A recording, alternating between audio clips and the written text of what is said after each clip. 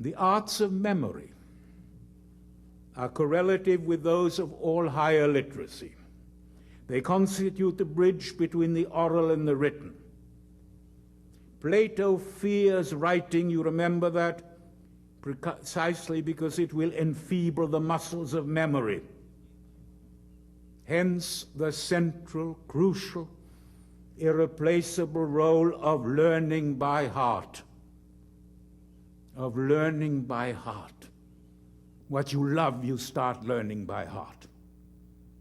We started in the French lycée, tiny children in those ridiculous blue smocks, 5 lines and 10 lines and 20. Learning by heart. For what you love, you will want to have inside you.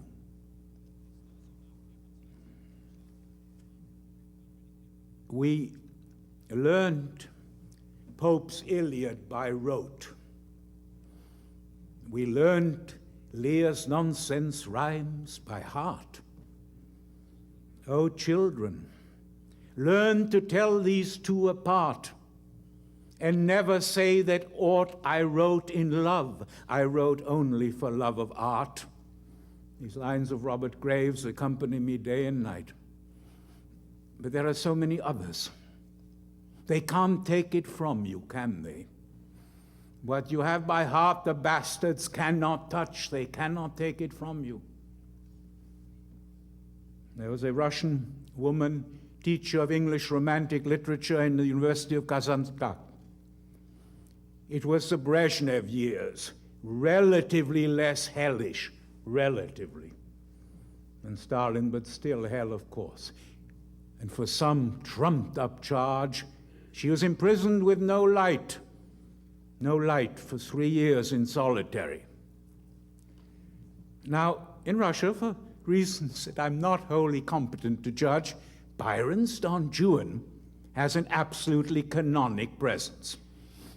It's regarded, maybe justly, as one of the transcendent achievements. This young woman knew its 30 or 40,000 lines by heart. And in the dark, she dictated to herself a Russian verse translation. She lost her sight. But when she emerged, she dictated her translation, which is now the classic one in Russian.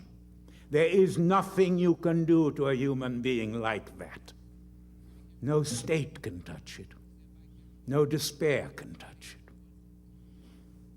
What you don't know by heart, you really haven't loved deeply enough. The poetry of Mandelstam, you remember, survives when Nadezhda, after the death of the poet, 10 people, no more, learning one of the poems. That was enough. There were no copies. But the KGB could do nothing. As long as 10 people know a poem, it will live.